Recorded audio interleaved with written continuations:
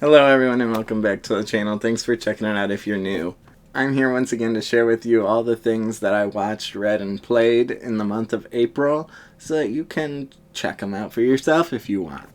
So starting off with movies, the first two movies on this list are actually two that were watched at the very tail end of March that I wrapped into this list because I had already filmed my March video at that time. So the first movie that I watched this month was one called Little Alvin and the Minimonks. You probably haven't heard of it. This is a live-action Alvin and the Chipmunks movie done via puppets from the early 2000s. We watched it to do a reaction for a friend of the channel, Phil with 1L's channel. This movie has actually been lost for quite some time. You know, it was a straight-to-DVD movie, and then it just kind of disappeared. You know, it would be in your Walmart $5 bin for a while there, and then it disappeared. Nobody could find anything, no Blu-ray release or re-release. It's not streaming anywhere.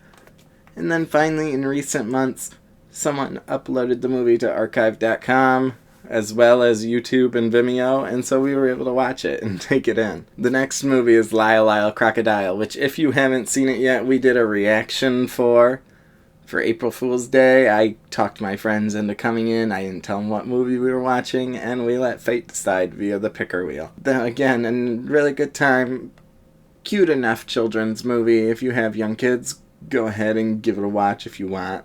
Nothing special. 3 more movies I watched were all 3 zombies films. This was done in collaboration with friend of the channel Morgan M. Steele, link up above. These are Disney Channel movies, and they're basically rom-coms about zombies and teenagers. Think High School Musical, but with zombies. And so, yes, and werewolves and aliens, and who knows what else. Yeah, they were cute. They were fun. Again, we had a fun time. Check out, she has, at least at this time, Zombies 1 and 2 uploaded, and 3 is on the way. And I'd be lying if I said the soundtrack wasn't a little bit stuck in my head. Dungeons & Dragons, Honor Among Thieves, a movie I originally wasn't looking forward to, and then they released that clip of the dead man bit, you know, about a month before the movie came out, and I was so excited and thrilled. And let me tell you, my friends and I all got together. We did another road trip, somewhere like we did with Scream 6, where we all came together, met up, and watched Dungeons & Dragons, and that was quite the time. Is it the best movie ever? No, but it is such a fun ride. It's a comfort movie. It's something that you can just put on, you know, to go to bed. If you just want to sit down and watch something fun that'll make you feel better. The movie is literally just these actors playing out a D&D campaign, basically, which is for better or worse, but a really fun time nonetheless. I know I'm going to check this one out again and can't wait for it to come to home media and streaming soon. It is still playing in theaters right now, so if you want, I would definitely say go check it out. Next up, we had Evil Dead Rise, which is the 5th Evil Dead film. Now, don't let that 5th Evil Dead film be a turnoff for you. While the original trilogy directed by Sam Raimi is one continued story, these most recent 2 entries, 2013 and now Rise, have been essentially anthology films with no connection between them. I thought this one was alright. I didn't love it. I am a big Evil Dead nerd. In fact, over here I've got, give me one moment, I'm actually a pretty big Evil Dead fan. I've got the 4K box set of 1 and 2 plus the TV show right here. And then this past winter they did finally release Army of Darkness on 4K as well. This is a rights issue of why it's not in that box set. So yeah, I didn't love Evil Dead Rise. I told friend of the channel, Phil with 1L, I think I prefer my Evil Dead silly over how kind of serious and dark this one was. This was originally meant to be streaming on HBO Max, and I can see the strings there, and so I would definitely say when you have the chance, go check it out on streaming. The final movie I watched was this brand new movie that no one's ever seen, Star Wars Episode 6, Return of the Jedi. Yes, for the 40th anniversary, Lucasfilm has re-released the film into theaters for 1 week only. It was an experience. It was fun. I fully admit, I always hesitate on going to see old movies or not in theaters, because, you know, it's like, oh, I have the Blu-ray right here, why would I pay $10 to go watch it? But this one was worth it, as I did have the opportunity to see it in Cinemark's XD format, which is their, version of IMAX. Seeing this movie on the big screen for the first time, this movie I've watched countless times, was a whole different experience. Things you don't notice because, you know, they're so small on your TV screen. It was also great to see it with a crowd. There were so many people. I thought, I'm okay with going to the movies by myself, though I like going with friends. I was expecting this to be another Connor sits in an empty theater with 2 or 3 other people. No, people showed up. And so it was fun to see this movie, like I said, that I've watched how many countless times at home, but with this huge crowd of enthusiastic fans. Because, with it being a re-release, the only people there are the people who want to actually see it. So definitely, if you're watching this video in time, go check that out in theaters at some point this week. Moving on over to TV shows, speaking of Star Wars, I started The Bad Batch Season 2 this month. Did I finish it? No, of course not. I'm getting to it. For those that don't know, The Bad Batch is a series following Experimental Clone Force 99. These are clones that have some kind of genetic enhancement or change to them that make them the Spec Ops of the Clone Force. This show is set after Episode 3, aka Order 66, and so it deals with the ramifications of clones and their rights, and where is their place in the galaxy now. I think this show's interesting enough. It's not my favorite, but I'm continuing on. I am currently at the mid-season point of Season 2. I am enjoying it more than Season 1, and so I'll let you know my feelings on the back half of Season 2 in next month's video. Seasons 1 and 2 are now streaming in their entirety on Disney+.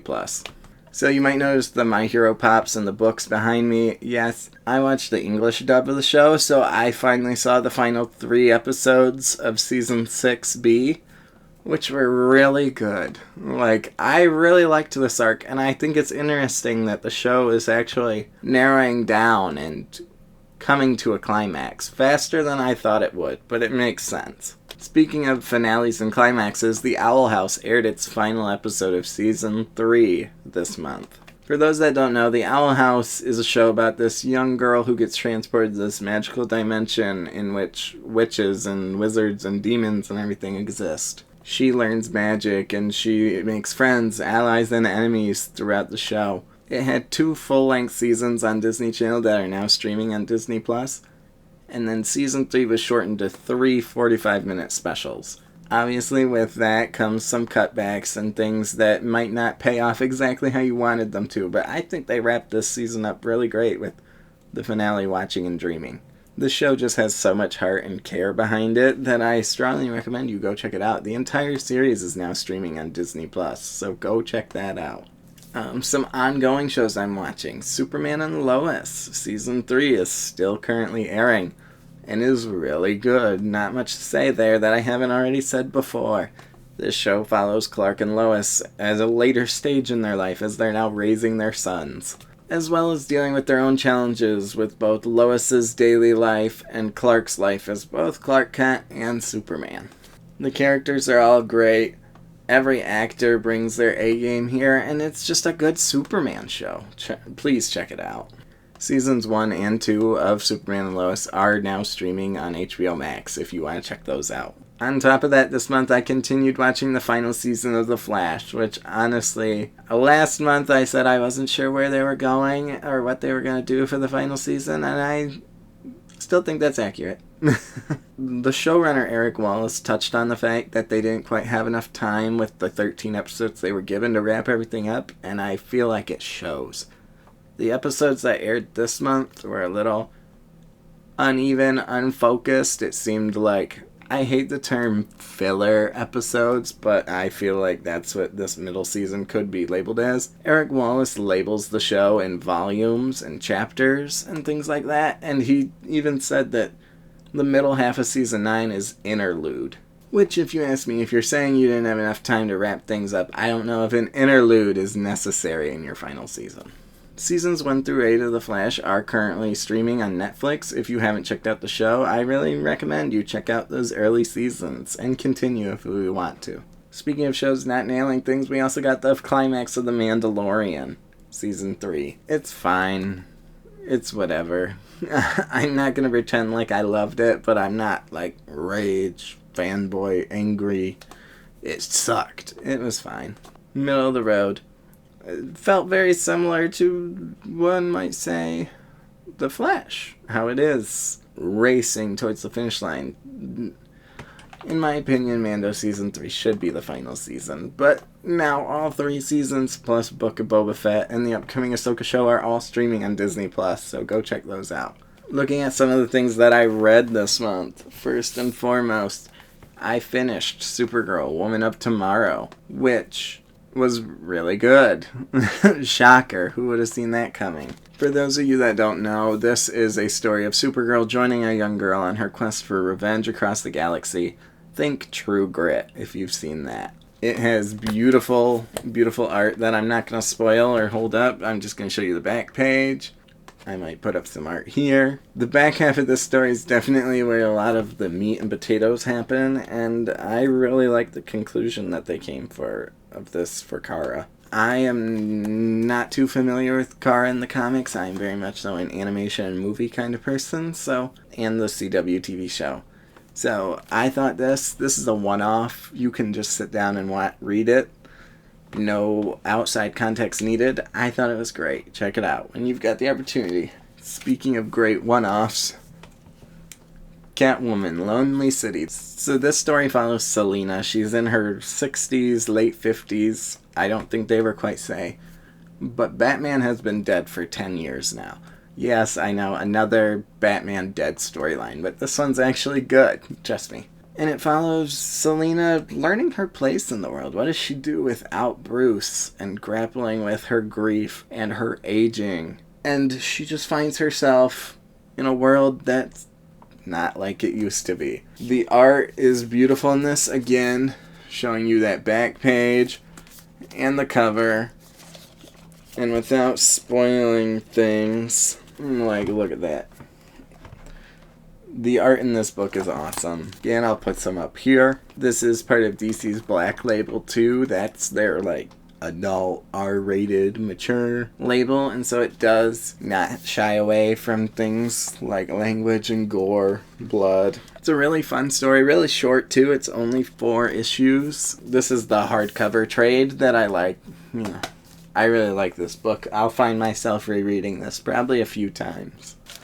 There you go. There's a good page of the art. There's also a big mystery element to this with the whole Batman being dead. He leaves something for Selina, and it's, of course, the good old...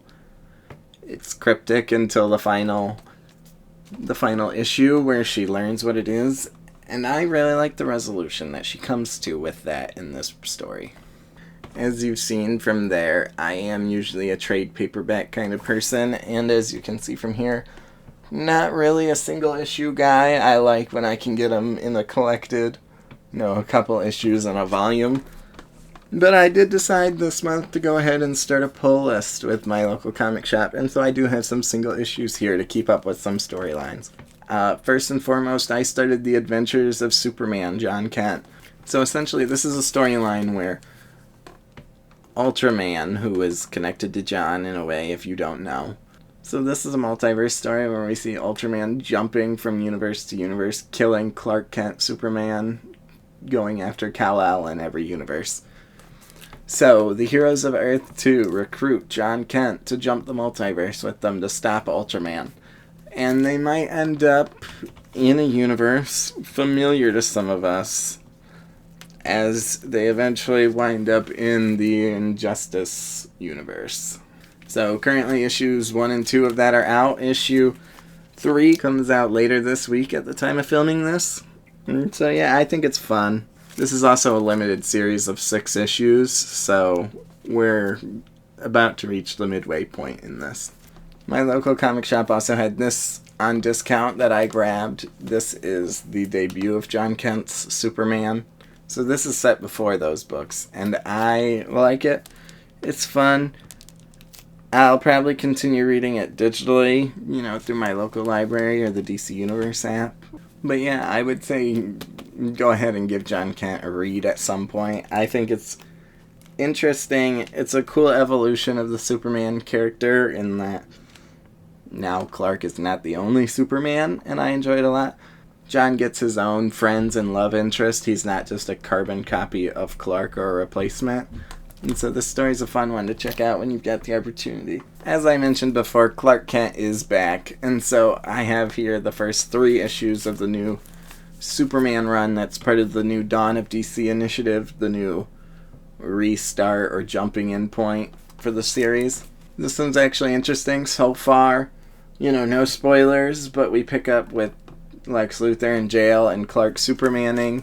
However, in Luthor's latest plot, he has donated LexCorp to Superman and rebranded it as Supercorp. You may or may not be able to see the building right there. I'll put the image here too if you need it. So far, really fun. Loving the Superman. The art in this is really good. Like, just from that cover alone. Yeah, just really good art in this one. Really wholesome so far. Really fun Superman, which is what I want from my Superman. I want my Superman to be fun, not sad. And so I would say definitely check that one out. If you're looking to get into comics, again, the Dawn of DC is starting now. This is their new jumping off point where they start their new storylines. And so yeah, Superman, so far, really good. Check it out. In doing some research for an upcoming video, I reread all 6 issues of Earth Prime. For those unfamiliar, this is a crossover event amongst the, at the time, 6 airing CW shows, the DC CW shows. Due to COVID restrictions and everything, they weren't able to film the traditional crossover, and so they did it in comic form. These are okay, these are fun. There is a trade paperback at this point. These are from 2022. Like I said, I picked them up at the time, but I'm rereading them for an upcoming video. Check that out when it's available. So issue 1 follows Batwoman.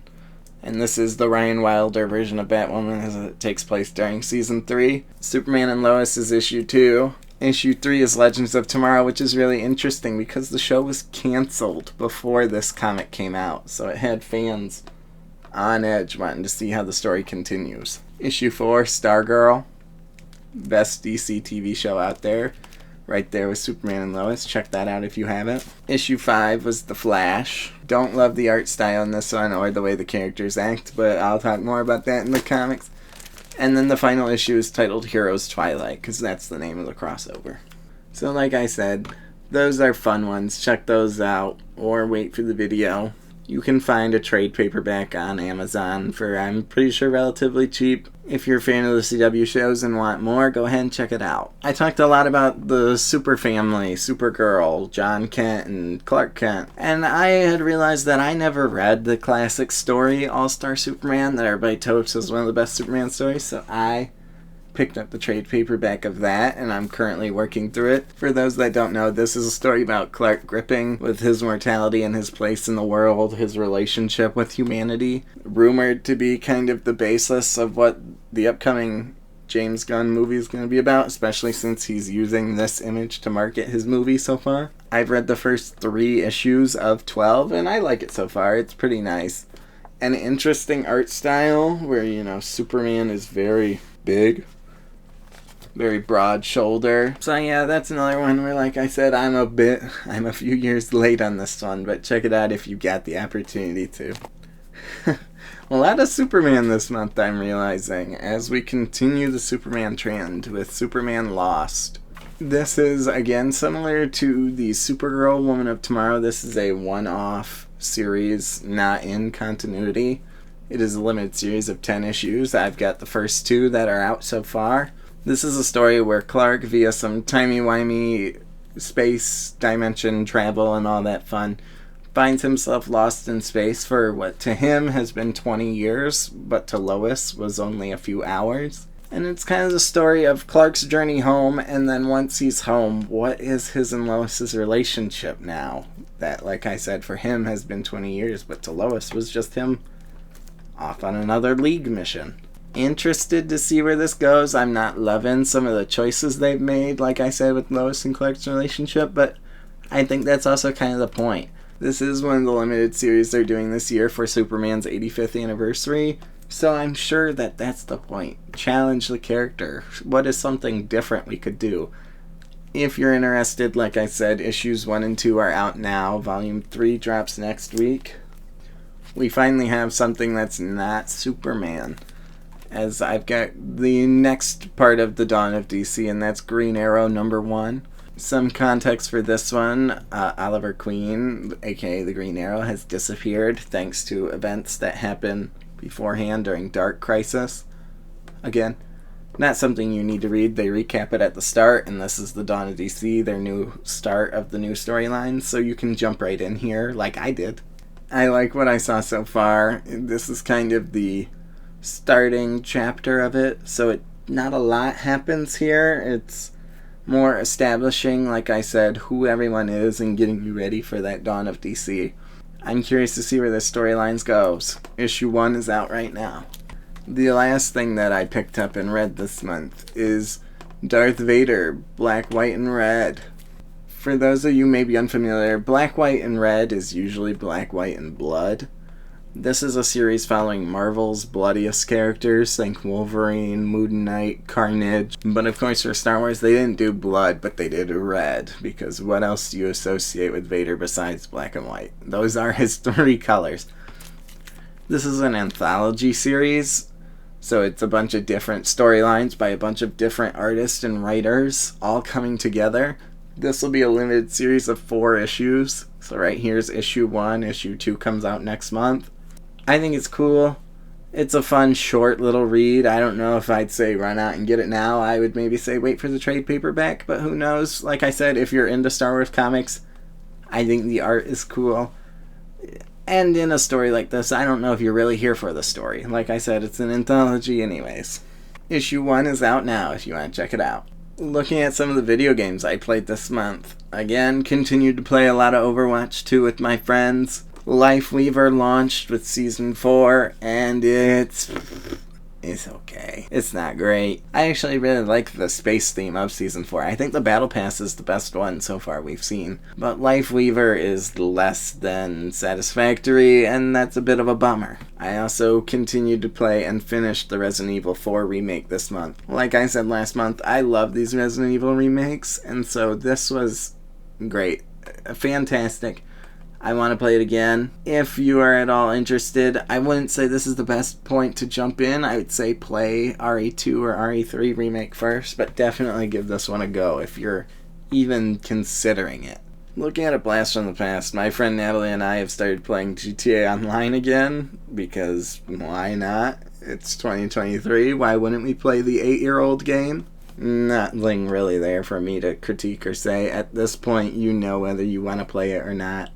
It's a fun time with friends. A friend and I replayed It Takes Two. This is a puzzle game from 2021, one game of the year that year. And so, yes, it is one of those where you have to play it with a friend. You can't play it alone. We played through it once before. There are 2 separate roles you can do, so we switched roles and played through it as the opposite that we did last time. Cute, fun game. It's on Game Pass if you have Game Pass, and if you've got a buddy, you do both. Only one person needs to purchase the game. The other person can give a, friend code. So check that out with a friend when you've got time. Friend of the channel, Morgan M. Steele, made me play one of her childhood favorites, Putt Putt Saves the Zoo. This is a children's puzzle game. It was cute. I'll give her that. This is part of the My Friends Forced Me to Play series on this channel, so check that video out when it comes. While it is a kid's game, we did have fun and some laugh, and a good time for 50 minutes. And so, this game is like $7 on Steam, so if you have a child who can handle it, the click and point of things, I wouldn't say no to giving them a shot. Baby's first computer game. And what better way to end the month than by playing Star Wars Jedi Survivor. This is the sequel to 2009's Jedi Fallen Order, continuing the journey of Cal Kestis and his place throughout the galaxy. I'll admit I wasn't too excited for this one because the trailers made it look like just more of the same, and I like it when games change and innovate throughout each entry. I was wrong. I fully admit that. This game is fun. There's so many new techniques and things that I won't spoil because they weren't in the trailers. I really have enjoyed this game so far. I think the story is really interesting. It's more of a mystery than the first game was. So definitely if you're a Star Wars fan and you've played that first game, check this one out at some point. If not, right now. And that, folks, is how I spent my month of April. What did you do? What did you play, watch, or read this month? Let me know down in the comments below. If anything I brought up was something you watched, read, let me know your thoughts down in the comments below. If you liked what you saw here and want to see more, don't forget to like, subscribe, and hit the bell so you know when that next one's coming. Thank you for watching, and I'll see you in the next one.